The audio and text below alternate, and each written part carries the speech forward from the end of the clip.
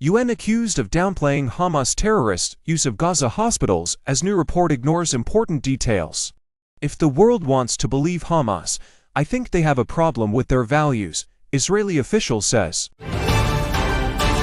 During the Israel Defense Forces military offensive in northern Gaza to strike at the heart of Hamas, starkly different narratives between the IDF and the Hamas-run Gaza Ministry of Health have led to variable reporting on the conflict at large. Particularly divisive are recent reports on Hamas' use of hospitals. On November 3, the coordinator of government activities in the territory COGAT, which oversees the humanitarian-civil effort in Gaza, reported that during its attempts to evacuate patients and staff from Kamal Adwan and Al-Awda hospitals in northern Gaza, terrorists detonated an explosive device only a few hundred meters away from the Kamal Adwan hospital. While the convoy was spared injuries, COGAT reported that 6 children in the hospital were injured. Hamas Gaza Ministry of Health failed to mention the explosive device. An IDF spokesperson told Fox News Digital that the COGAT Gaza Coordination and Liaison Administration (CLA), with heads of the World Health Organization, discovered that the device had been planted by the terrorist organizations in Gaza. On November 4, the Hamas Gaza Ministry of Health stated that occupation forces continue to bomb and destroy Kamal Adwan Hospital violently, affecting all the hospital facilities. The ministry accused the IDF of deciding to execute all the staff who refused to evacuate the hospital. In its reporting, the New York Times noted the Ministry of Health assessment, giving a perfunctory mention of the detonation from the previous day. An IDF spokesperson told Fox News Digital that after further review, they are not aware of any attacks on the Kamal Adwan Hospital on November 4. They stated that a terror target some 100 meters from the hospital was engaged with a precise munition that day. It's important to remember that Hamas is still heavily armed and operating ruthlessly in the Gaza Strip, often harming Gaza's civilians, with over 3,000 rocket launches by the terrorist organization landing within Gaza itself, the spokesperson continued. Previously, on October 28, Reuters reported that an Israeli raid on Kamal Adwan Hospital resulted in the capture of about 100 suspected Hamas terrorists. The IDF told Reuters that a few of the fully identified terrorists disguised themselves as medical staff, resulting in the need to check the medical staff as well. While inside the hospital, the IDF found terrorist funding, weapons and intelligence documents. In the Gaza Ministry of Health's version of events, the occupation arrested and deported all the medical staff, leaving only one pediatrician. The IDF spokesperson emphasized that the IDF had been required to take action because Hamas militants used medical facilities for military purposes, operating from within hospitals, disguising themselves as medical staff, and storing weapons in the hospital compounds. The IDF had also ensured the continued treatment of patients with the necessary medical equipment or the evacuation of patients to other hospitals in Gaza. Gen. Elad Goren, head of COGAT, spoke to Fox News Digital about the Ministry of Health statement that the IDF was executing staff at Kamal Adwan Hospital. "We are focusing on trying to assist people that are not a part of the violent circle in Kamal Adwan, and to evacuate them because we want to take the terrorists and have to investigate them to find out where are our hostages," Goren said. If the world wants to believe Hamas, I think they have a problem with their values. The use of Kamal Adwan Hospital by Hamas has been previously confirmed, including by Ahmad Khaled, a high-ranking Hamas member and former director of the hospital. In December 2023, Khaled admitted that Kamal Adwan Hospital was used to hide high-ranking military activists who know they won't be targeted when they are in the hospital. The hospital, he said, contained housing for the terrorists, as well as areas for interrogations, internal and special security. COGAT released an interrogation conducted in October 2024 of an ambulance driver who claimed that Hamas fighters are present throughout the exterior and interior of Kamal Adwan Hospital, and operate ambulances to transport their wounded military operatives and to transport them for their missions rather than using the ambulances for the benefit of civilians. A September 2024 report from the United Nations Commission of Inquiry on the Occupied Palestinian Territory purports to detail Israel's treatment of Gazan medical facilities and staff. It does not mention Hamas' presence in Kamal Adwan Hospital. This omission from Commission Chair Navi Pillay is the tip of a larger iceberg for Nbayevsky, president of Human Rights Voices and director of the Touro University Institute on Human Rights and the Holocaust. Dayevsky told Fox News Digital that Pillai's commission is a professional hit job, having nothing to do with facts or law. She added that Pillai's latest report traffics in blood libels.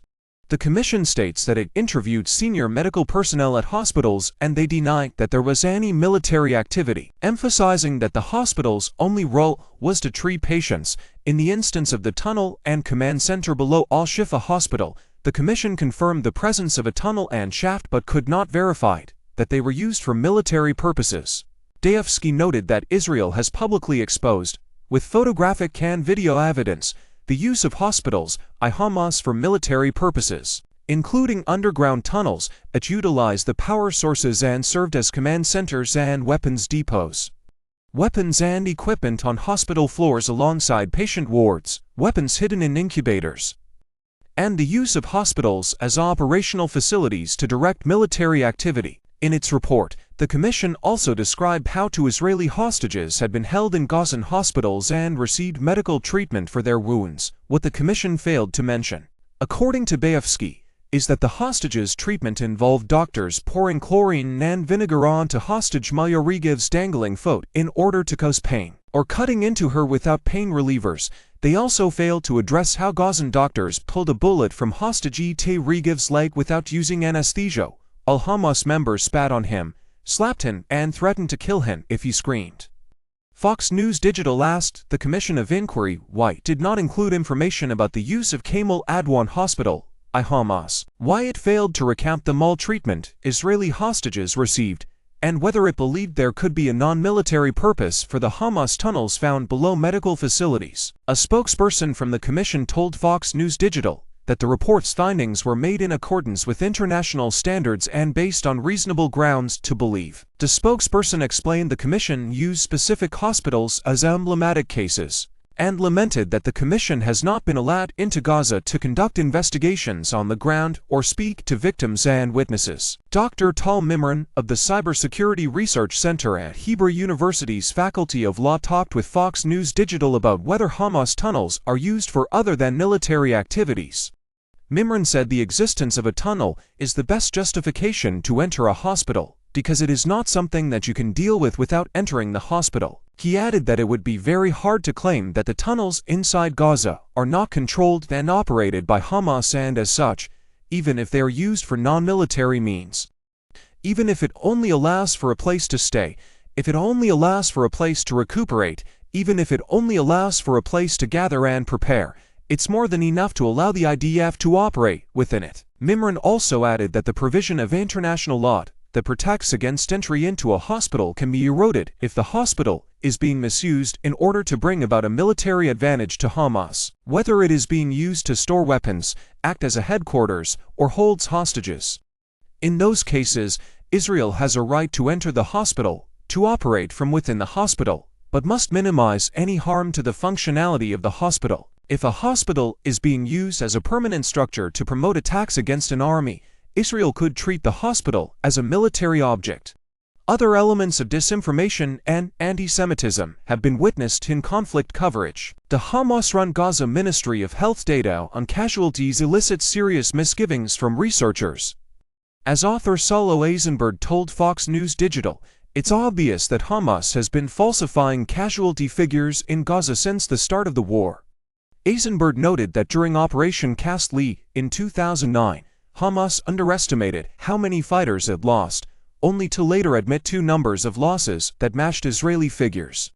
Eisenberg explained that Hamas continues to deny that they have lost many thousands of fighters, despite the IDF's estimate that it has killed around 17,000. For some reason, Eisenberg said. Meanwhile, officials of the UN, including Special Rapporteur Francesca Albanese, have been accused of trafficking in anti-Semitism. The UN Special Rapporteur on the Right to Food published a treatise on hunger in Gaza in August. In an October 17 letter to UN Secretary-General Antonio Guterres, Israel's ambassador to the UN Danny Danon called the rapporteur's report an attempt to rewrite the Israeli-Palestinian conflict and promote incitement against the State of Israel. Danon took particular offense at a 14-page graphic report that accompanied the full report. In it, The artist depicts Israel as a multi-headed hydra whose heads spew fire on the Palestinian flag. Israel is not defending itself against a terrorist organization, but is attacking the indigenous Palestinians as a people. Text superimposed over the hydra reads. Danon described the illustrations as appalling and said they corresponded with Nazi and anti-Semitic propaganda. Fox News Digital asked the Human Rights Council and Farhan Haq, deputy spokesperson for Reuters, whether they believed the graphic report contained anti-Semitic incitement against Israel. A spokesperson from the Human Rights Council responded that special rapporteurs are independent human rights experts, and that the positions taken by special rapporteurs do not necessarily reflect the positions of the Council. Haq said the Secretary General is opposed to all expressions of anti-Semitism from anyone.